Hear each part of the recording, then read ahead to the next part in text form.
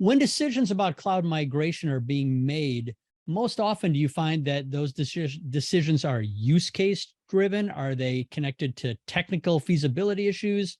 Or are they based on more business financial considerations?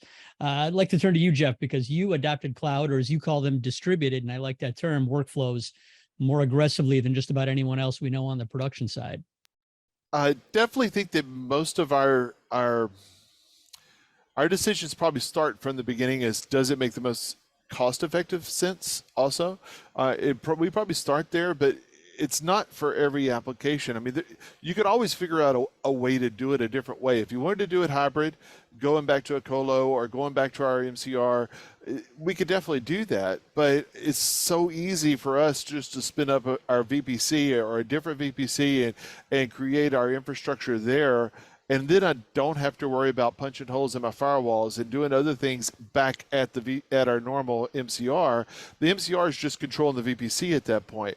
And for me, for the per machine $2 an hour or whatever it is that I'm using, it's just cost of doing business at that point.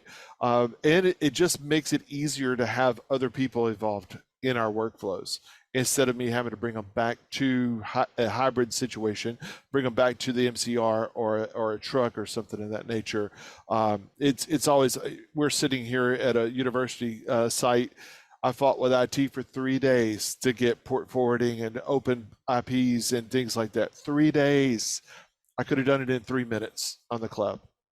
I think though, for like a live sport type of workflow, it's going to be hard to get rid of trucks, and specifically trucks, because people are used to having that tier one kind of look and feel. They have physical infrastructure on the ground at the actual event, right?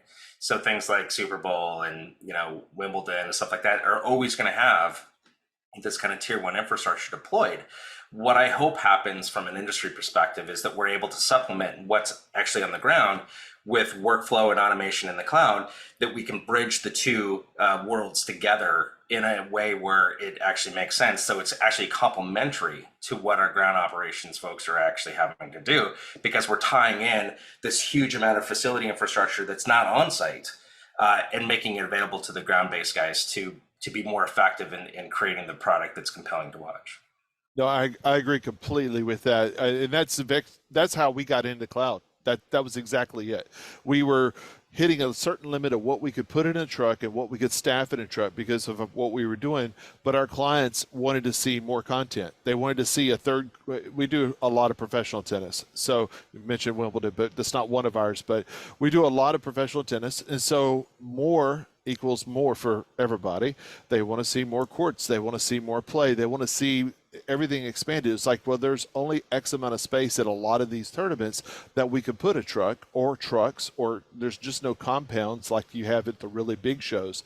But because of the level of what we're doing, which is the Challenger circuit and the tour level on the ATP tour, because of that, we're able to go in and leverage SRT workflows, LRT workflows to live views, other uplinks through Sienna, so that we can get that content up to the cloud and then do the mixing and do the graphics and do the replay and everything in the cloud without having to dedicate more space, because every inch here on a site is valuable to that tournament. They don't want all these trucks lined up and backed up. They want to have to deal with just one vendor, but they still want more content. So that's exactly what we're doing, is just giving it more. But by leveraging the cloud infrastructure, we can give it more at a more cost-effective way. I think one of the things, I think we're also very cost-driven when we look at cloud, and we started to create some models that helped us to do that. It was interesting when we really started peeking into it. It's not just the comparison of the straight up procurement of the tech to whatever the cost of the cloud is over X number of years, whatever your depreciation period would be on that CapEx spend. But then we started peeling back the software maintenance agreements and the system maintenance agreements, and the amount of people's time that goes towards that, the power and the rack space and the value of that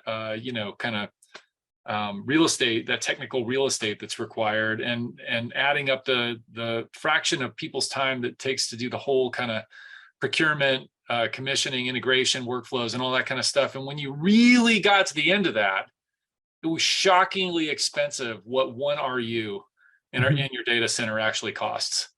And I think that we added that up, and our eyes were kind of popping because we'd actually never done that before, because we never had to. And having that number of like an average cost of one RU of high density data center compared to something in the cloud made it actually really a pretty straightforward calculation for us to say, well, here's a cloud system. If we had on-prem, it would be this many RU of stuff.